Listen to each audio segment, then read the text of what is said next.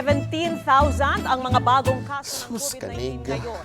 17,447 yan, pinakamataas sa nakalipas na 4 na araw.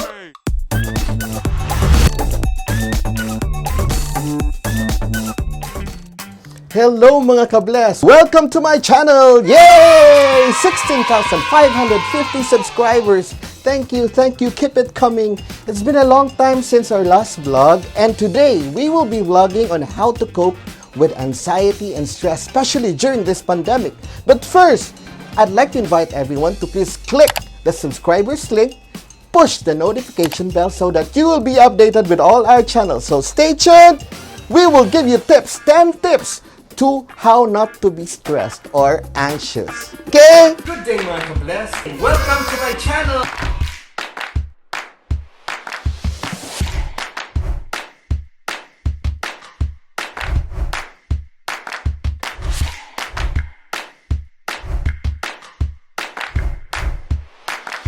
Number 10, accept the new normal. Recognize that anxiety is a normal reaction to stress, and you cannot do anything about it. Instead of worrying, divert your mind to positive activities. Be productive. Stay connected. Everyone has access to the internet, so you can do video calls, chat, text. Just stay connected. Hello! Oh! Number 7. Do the things you've always wanted to do but never had a chance to do it. This is the right time. Be an artist. Hallelujah! Woo!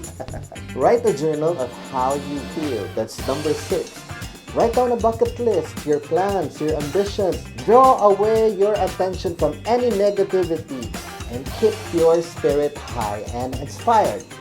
Right. Number 5.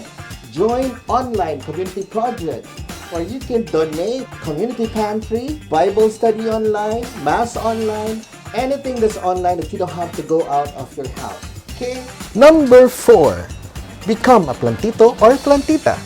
Help conserve and preserve their clean environment, or you can literally plant veggies and turn vegetarian. Number 3. Learn to do some chores. Learn some new things for yourself and love it. Even if you don't really like it, just do it. Number 2, learn how to cook. Do it yourself and from YouTube tutorials, and feast on food. That will definitely savor the flavor and satisfy your palate. Taste palate.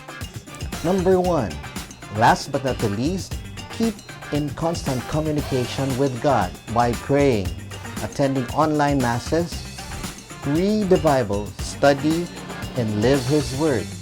Affirm the goodness of God which is in you, and always have a positive attitude of gratitude. God is good. Mag-ampo ug mag-amping ta kanunay, mga Cebuanon.